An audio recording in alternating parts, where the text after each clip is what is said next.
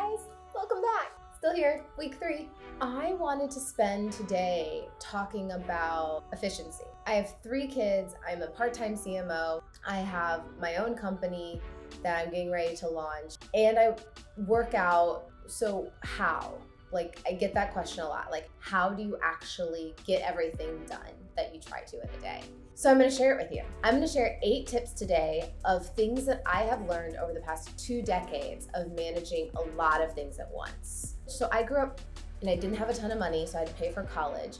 I had 3 jobs in college. I was a waitress at night, taught group fitness in the morning, and then was a marketing intern during the day because I needed the college credit. because I wanted to graduate early because I was paying for it. I've been kind of honing the art of getting a lot of shit done in a short amount of time for decades. But now I'm going to reveal it all to you today with 8 tips. Before I jump into those tips, I just want to say work-life balance is kind of a fool's errand. There is no such thing as work-life balance because what's balanced to one person may not be balanced to the other person. So everything that I'm gonna say is through the lens of knowing what you want and not feeling guilty about that. There are days where I know I'm gonna be a great mom and my inbox is gonna go to shit. And then there are days that, I'm gonna get a lot of work done and my kids are gonna probably watch a little bit more TV. That's okay. Vocalizing the intention behind everything is key. But let's get into the tactic. Number 1, you have to know the difference between offense and defense. I was a basketball player my entire life, so I'm gonna use these terms. But offense is basically you are in control. Your email is not offense. Offense is working on a big project, putting slides together to articulate an idea to your boss, thinking about a new marketing strategy or a campaign idea and giving yourself time to actually think about that so you can present it to someone. All of those things are offense. Defense is when you let other people come at you, like emails, notifications, etc. You have to understand the difference so that you can optimize your time respectively. So many people think that email is their core work. Email is not your core work. That is defense. That is just other people getting their work done. Know what's your offensive strategy and shape your day around it. That leads us to number 2. You have to know yourself and when your kind of pumped up time is where you can get a lot of shit done. There are people who at 8 p.m., 9 p.m., they start going and they're like, that's my jam time. I actually got really nerdy on this and I went to a gut microbiome doctor and he did my cortisol levels testing. He found that my cortisol levels in the morning are 3 times the normal average person. So I optimize my day that from 8 a.m. to 11 a.m., I know I'm going to get my offensive work done. I'm gonna do my big thinking and I guard that time. Even starting at my new job, I made it very clear that if you want me to be able to come up with marketing strategy, brand strategy, I need that time so I can think and process. So know your optimal work time. That's your offensive time. Number 3, big things first. Say it with me. You can look at 1,000 to-dos and feel like you got something accomplished because you're like, oh, these 5 are super, super easy. I'll just knock them out and never, ever get to the big, meaty project. I love this quote by Tim Ferriss. Doing something unimportant well does not make it important. You need to figure out what the important tasks are and move those things forward. I love this phrase, focus and finish. I say it to my kids all the time. The more you can focus on something, the quicker you'll finish it. We'll talk about distractions in a second. Every night before I go to bed, I send myself an email with the 2 to 3 things that are big that I want to move forward the next day. When I wake up the next morning, those are the only things I think about. Those are things like figure out email workflows. I need to put a deck together. I need to really think about acquisition strategy. Whatever it is, those are the things that I'm tackling first in the morning and really guarding that time. So pick those 2 to 3 things that are big, not your just list of to-dos, your 2 to 3 things in your offensive time. That's the time to do it. So for me, I wake up, look at those 2 to 3 things from 8 to 11. That's what I'm chipping away at. Once 11 hits, it's defensive time. I'm going into Zooms, I'm checking my email, I'm, responding to Slack messages. That's my defensive time, and I'm a team player. But I already know that I got the big things done that will have bigger impact. It's the 80-20 rule, right? Spend 80% of your time on the 20% of things that are actually gonna matter and move the needle. Number 4, let's talk about focus and finish and the role of distractions. We literally live in a world of distractions. Like everyone wants our attention. Instagram, Twitter, our friends are having babies, like text messages, you name it.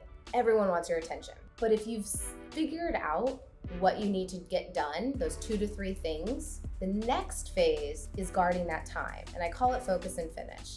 Did you know that 40% of your time is actually lost when you switch from task to task? That is 16 hours of work time per week that you lose if you context switch. We've been duped. Everybody is like, oh, context switching, I can do this while this.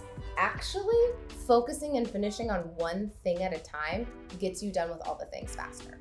Focus and finish. When I wake up in the morning, I know I have 2 to 3 things I'm gonna get done. I don't check my email. I don't check my Slacks. If something is urgent, I've made it clear that somebody can text me. I make sure that I move those big things forward. I get them done. Then I can allow those distractions in. Guard your time. Get those things done. Number 5, setting intentions. A book that I love, Randy Zuckerberg, yes, Mark Zuckerberg's sister, wrote this book called Pick 3. Randy picked out 5 categories: work, sleep, family, fitness, friends. In any given day, you can only pick 3 and do those really, really well. There are days that I literally wake up and I say, today's a work day and a workout day. And I'm probably gonna be a mediocre mom. We're gonna get dinner on the table, we're gonna do baths, I'm gonna read books, but like, they're gonna maybe watch an extra Daniel Tiger. That's okay, because I set that intention. There are some days where I log off at 4:30 because I want to be with my kids. I want to spend time with them. I want to go play. I want to go on a hike or whatever. Setting that intention and vocalizing that relieves the guilt. I wake up in the morning and I know I'm going to get a great workout in. I'm going to catch up with some friends and I'm going to be with the kids. Work is maybe not going to be like the top priority today. You just can't do it all in one day. It's okay. You're not supposed to. We're human.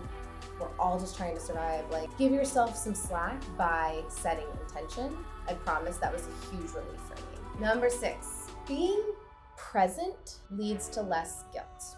I'm gonna say something kind of controversial, but I would rather be a fully present mom 2 hours a day than a very distracted on her phone mom 4 hours a day. Quality over quantity. Same goes for work, right? When you're at work, if you give your all to those meetings and work, then when you shut off and you switch to like whatever mode is next, whether it's with your partner or yourself, you can fully give yourself because you knew you gave 100% when it was time to do that thing. I don't do a lot of work in the nights. 1, my cortisol levels are just 2, I got all the work that I wanted to during the day done, and I'm moving on to my blocks of time that are focused on self-care and sleep. I go to bed every night at 9:15, 9:30. I take my sleep gummy and I go to bed. I need that sleep. But I think the key here is being present doing whatever you are doing allows you the freedom to be present when you're doing the next thing. So try to be present and quality over quantity. Okay, so this next one is kind of like my hidden secret, but I'm gonna share it with you guys because I like you and you're kind of cool. I have this thing called a power hour, and it does not involve alcohol. It involves all those like pesky things that you think of during the day that you're like, oh, I forgot to go to the dentist, or I should really go to the like dermatologist, I haven't done that, or I think I'll Spectrum because that bill came in, I thought I canceled that, or like, do I still have Disney Plus? All those things that like go through your head. I have a list in my phone that anytime it pops into my head, put it in the phone. And then every week I have a 1 hour time slot that's called the power hour. I open up my phone, I get through as many of those tasks as possible. When the hour is over, close my phone, do not think about those again. So this did 2 things for me. 1, it caused me to actually like get those things done. But 2, it relieved the cognitive overhead that came with when you would think about that thing and you're like, when am I gonna do that? Like, do I have time? So, power hour. Schedule it, thank me later. Last tip on this efficiency journey that we've gone on today is around decision fatigue. We're on a Zuckerberg kick today, but like there is a reason why Mark Zuckerberg wears the same thing every day, or like notoriously did. And it's not because of fashion. Like Sorry, Mark. But it's because you only have so much brain power to make decisions in a day. And decision fatigue is a thing. When you've made too many decisions in a day, you become way more exhausted and you make worse decisions as the day goes on. So really, really powerful, smart people try to reduce the amount of decisions they're making in a day. That's why they wear the same thing. And I have adopted this, not the fashion one. I literally eat the same thing almost every day. I know exactly when I'm gonna make my coffee. I know when I'm gonna work out. I know how I'm gonna work out. I'm kind of like a fun robot. Long story short, what I'm saying is, think about all the things that you have to make decisions on. Try to shorten that or lessen it as much as humanly possible. Meal prep is a huge one. Not thinking about what you have to eat every single day. Ordering groceries and having that as a saved list. Then all of a sudden, grocery shopping becomes fun because then you want to go. Figure out how you can make it a little easier on yourself. All right, that was 8 tips on how I get a lot of shit done in a day as a mom of 3 kids and a founder and a CMO. Hope it was helpful. Let me know if you try any of these or if you have tried any of them and which ones work for you. Like and subscribe below, comments, would love to hear from you. I'm gonna be sharing, if you haven't already seen it, a little behind the scenes of what happened last week with my meeting with Jack Dorsey. So go check it out if you haven't already. See you guys next week.